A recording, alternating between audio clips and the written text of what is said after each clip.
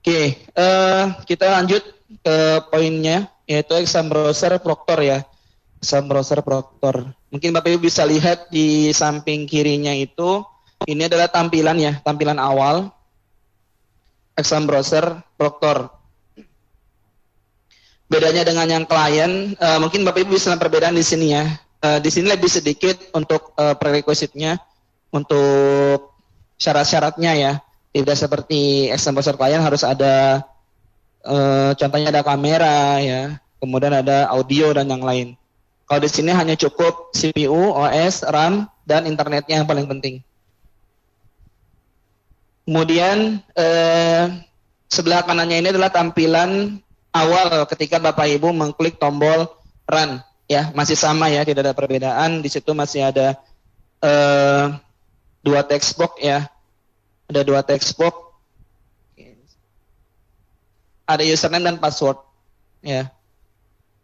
Itu nanti Bapak Ibu didapat di web UBKD ya, nanti dibagikan pada saat simulasi nanti siang yang dipimpin oleh Mas Fijar Hafiz.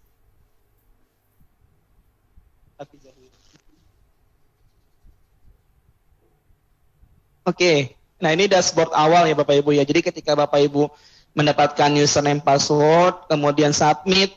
Nah inilah tampilan awal untuk exam browser Proctor ya. Kalau Bapak Ibu yang sudah lama mengikuti ya untuk yang online, di sini kita ada beberapa tambahan menu ya, tambahan menu dan perubahan nama menu. Ya, contohnya yang baru itu seperti status peserta, kemudian perubahan nama dari reset login peserta itu menjadi daftar login peserta, kemudian ada skor peserta, ya. Oke, ini berandanya, jadi sini ada nama proktor, yang tadi saya bilang ID proktor yang kita nyebutnya ya. Jadi setiap ruang itu nanti akan mempunyai nama yang berbeda-beda, ya. Ada nama yang berbeda-beda. Oke, yang pertama kita bahas, mungkin untuk merefresh kembali Bapak Ibu ya. Ini adalah menu status tes. Jadi di mana Bapak Ibu untuk yang online di sini cukup hanya menekan tombol refresh-nya saja. Karena untuk kelompok kita untuk saat ini masih satu kelompok. Jadi cukup Bapak Ibu menekan tombol refresh untuk memunculkan token. Nah, token ini sama dengan online, dengan semi online, masa aktifnya yaitu 15 menit sekali. Jadi setelah 15 menit, jika ada peserta yang mau login, harus merequest ya kepada Bapak Ibu untuk merilis token dengan menekan tombol refresh. Oke, nah ini kemudian ada menu status peserta. Mungkin Bapak Ibu bisa melihat perbedaannya ya. Kalau yang masih ingat dengan yang semi online, di menu status peserta ini, kalau yang semi online itu ada tombol pilih, kemudian ada tombol upload, mungkin nanti ada for selesai ya. Nah, kalau di online ini kita hanya memfasilitasi Bapak Ibu hanya untuk melihatnya saja, melihat siapa saja sih peserta yang sudah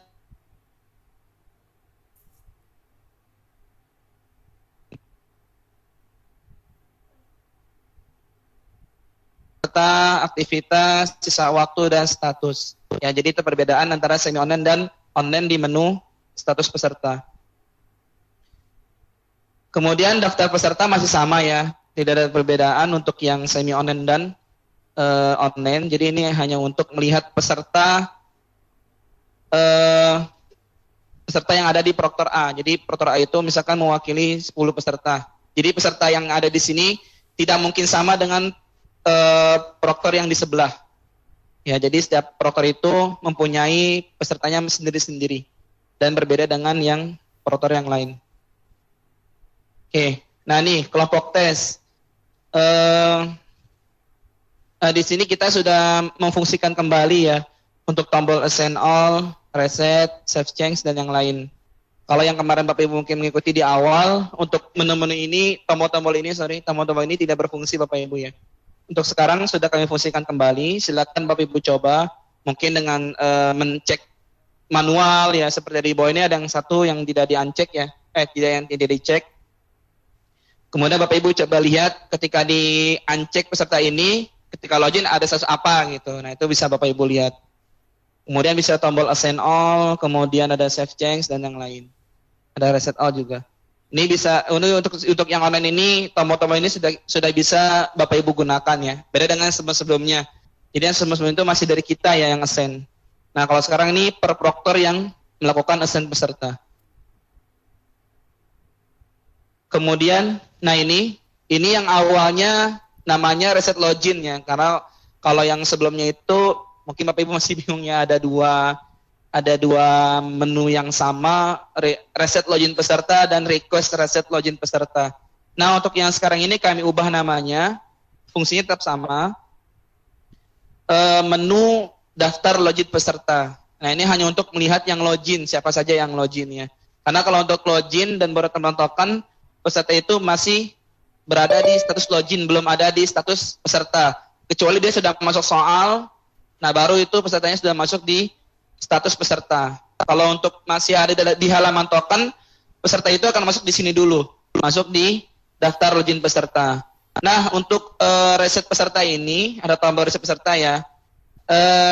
Ini kami sudah menerima beberapa masukan, karena kan nanti Bapak Ibu ada menu tersendiri ya untuk melakukan request reset peserta.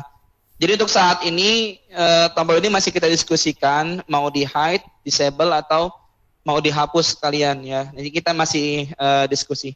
Jadi untuk yang tombol reset peserta di menu daftar login ini Bapak Ibu hiraukan saja ya, tidak perlu melakukan aktivitas di sini. Nah, Bapak Ibu aktivitasnya di sini untuk melakukan reset login peserta, yaitu ada di menu request reset peserta. Ya. Jadi menu ini akan memunculkan peserta ya, peserta yang akan mau mereset login ya, dengan catatan si peserta ini harus request ya ke Bapak Ibu sebagai proktor. Requestnya seperti apa? Jadi ketika si peserta keluar dari Exambro, kemudian login kembali, nah nanti di bawah itu ada tombol abu-abu ya, tombol abu-abu itu tulisannya reset peserta. Nah, peserta itu harus mengklik di situ ya Bapak Ibu ya, harus menekan tombol itu agar requestan peserta itu masuk ke proktor. Jadi kalau misalkan hanya sekedar bilang Pak request tanpa menekan tombol ya tidak akan bisa Bapak Ibu ya. Jadi harus menekan tombolnya dulu baru melakukan action di sini, action di menu request reset peserta. Nah, untuk resetnya seperti biasa Bapak Ibu ya, Bapak Ibu tinggal mencek box di sini, ada checkboxnya di sini ya. Ini tinggal diklik di sini nanti akan terchecklist semua peserta yang melakukan request reset. Khusus untuk menu ini saja kita tanamkan auto refresh ya, kurang lebih 1 menit. Jadi setiap 1 menit sekali menu ini akan merefresh otomatis. Jadi kalau seumpama ada yang request peserta sebelum 1 menit, Bapak Ibu bisa melakukan refresh manual ya dengan menekan tombol F5 atau kontrol.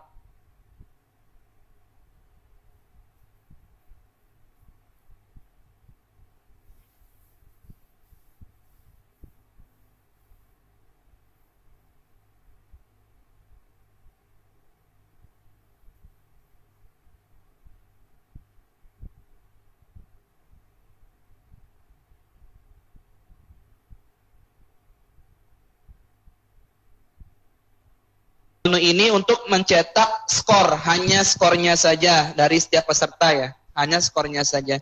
Beda dengan yang laporan ya, kalau laporan itu dia ada opsi jawabannya. Nah ini hanya untuk mencetak skornya saja. Ya, jadi di sini diisi nama proktor, pengawas, dan penanggung jawab.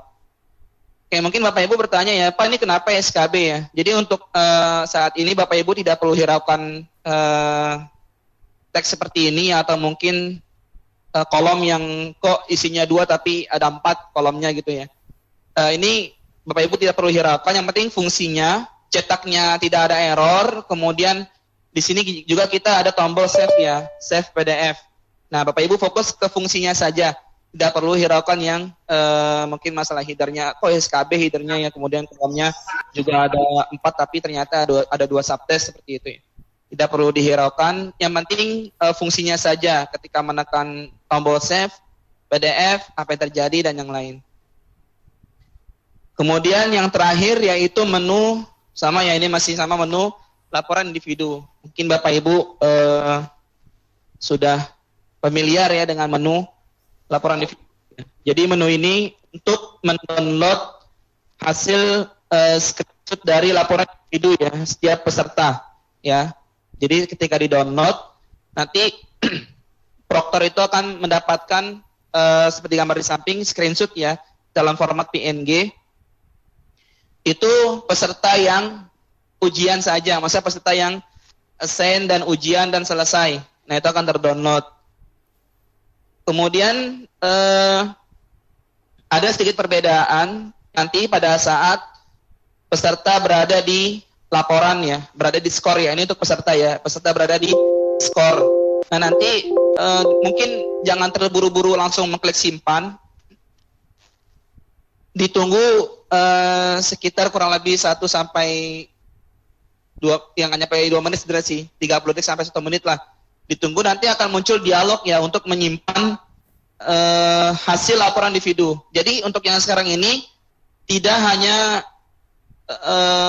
proktornya saja yang mengunduh ya, tapi peserta juga dapat menyimpan laporan ini di lokalnya masing-masing. Nah, ini untuk fitur ini kita masih tanamkan untuk keperluan yang SKB nanti ya. Nah, saya nggak tahu nanti apakah akan terus ditanamkan fitur seperti ini atau enggak. Itu nanti kebijakan dari pimpinannya. Tapi untuk sekarang ini Bapak Ibu bisa menyimpan hasil laporan individu di lokal ya, di peserta ya, di peserta. Jadi ditunggu 30 detik sampai 1 menit, nanti akan muncul dialog untuk penyimpanannya.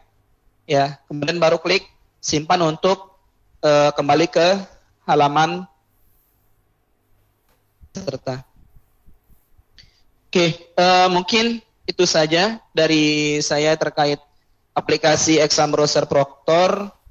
Mudah-mudahan dapat dimengerti ya Bapak Ibu ya. Secara konsep masih sama lah dengan yang semi online, mungkin ada beberapa saja dan itu tidak terlalu ini ya, terlalu ya gitulah. Oke.